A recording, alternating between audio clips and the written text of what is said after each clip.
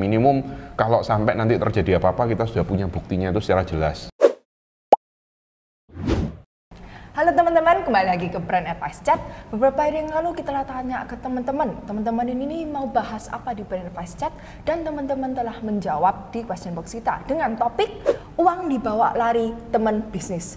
Sungguh tragis. Gimana Pak Michael? Apa pendapatnya Pak Michael tentang topik kali ini? Memang sering terjadi ya di kehidupan nyata ya. Jadi mungkin awalnya itu hubungannya baik, bikin bisnis bareng gitu. Terus lama-lama mungkin nggak tahu awalnya memang ada intent seperti itu atau enggak, tapi mungkin bisnisnya itu berjalannya nggak sesuai yang diharapkan ya, biasanya itu kan kayak gitu. Terus yang satu pinjam duit atau gimana, terus ya udah dibawa uang modal investasinya itu tadi.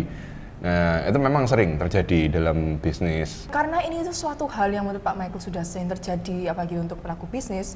Gimana? Apa yang harus kita lakukan ini Pak Michael? Nah, jadi kalau secara umum biasanya orang tuh yang paling sering laporin ke polisi. Nah, dengan bikin LP atau laporan polisi itu dasarnya apa? Biasanya dianggap ada dugaan, istilahnya dugaan dulu ya, karena kan kita selalu harus praduga tak bersalah. Nah, dugaannya ini biasanya dua, yang paling umum penggelapan dan penipuan. Nah, memang sih seringnya jatuhnya ke penggelapan kalau memang nggak terbukti ada yang tipu muslihat dan lain-lain itu sebagai unsurnya penipuan. Nah, itu jalur upaya secara pidana, apalagi kalau memang kita nggak tahu keberadaan dari dalam tanda kutip teman kita itu di mana ya sekarang. Mungkin kita bisa minta bantuan pihak yang berwenang supaya kasus ini bisa ditindak gitu. Itu yang cara pertama. Cara kedua, kita bisa juga secara perdata. Perdata itu kita ngajukan gugatan ke pengadilan secara perdata. Dasarnya apa? Nah, biasanya kita kalau melakukan suatu bisnis, kita mau bikin kerjasama, bikin suatu bisnis, baik itu sudah dibikin badan usahanya atau belum. Nah, itu sudah terjadi suatu hubungan perikatan atau perjanjian di antara para pihaknya.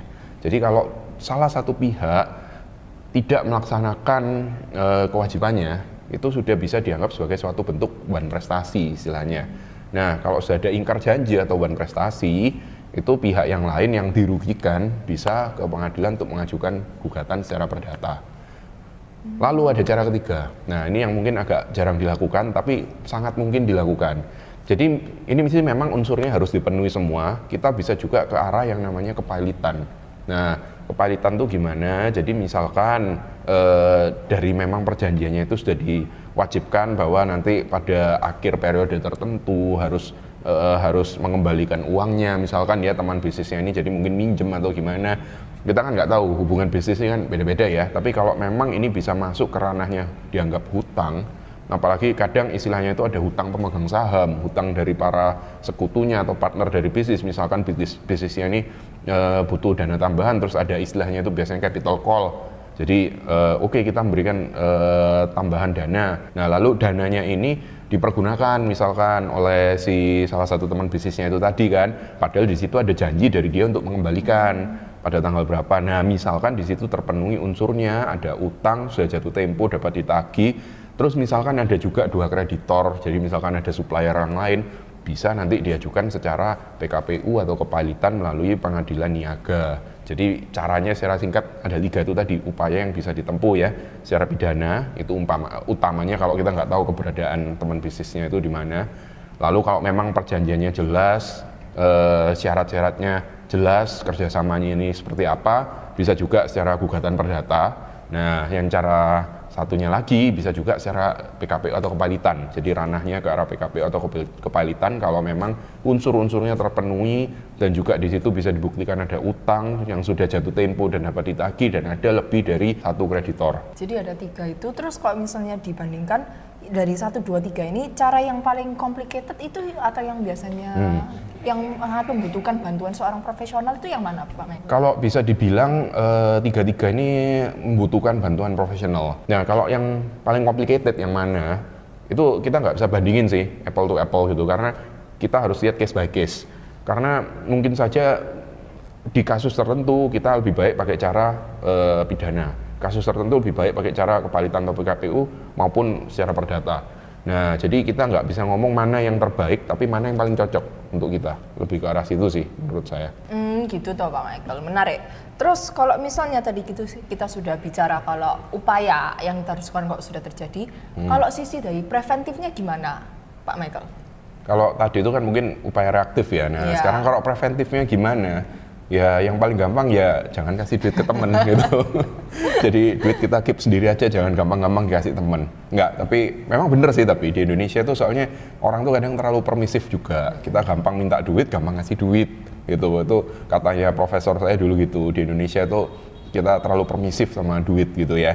Nah, tapi kalau kita kan nggak mungkin juga kalau dalam melakukan usaha atau bisnis tuh nggak kerja sama dengan orang ya. Memang sih beberapa bisnis bisa dijalankan sendiri, tapi kalau mau besar ya harus ada partner, harus ada teman bisnis gitu kan, atau bahkan kerjasama dengan perusahaan lain.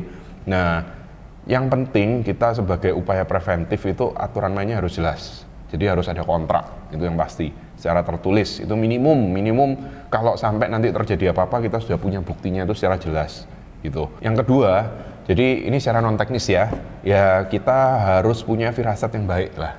Gitu. Jadi kita harus mempertimbangkan dulu semua situasinya, jangan menganggap kalau itu teman kita ya berarti pasti bisa dipercaya gitu. Ya bukan berarti, tapi kita nggak boleh percaya sama orang ya. Nah, jadi misalkan kita mau buka suatu bisnis, kita mau menjalankan bisnis bareng teman, yang harus diingat tuh adalah unsur yang namanya itikat baik atau good faith. Nah, itu bahkan merupakan salah satu prinsip atau asas dalam hubungan perdata. Hubungan bisnis itu kan termasuk ke hubungan perdata ya.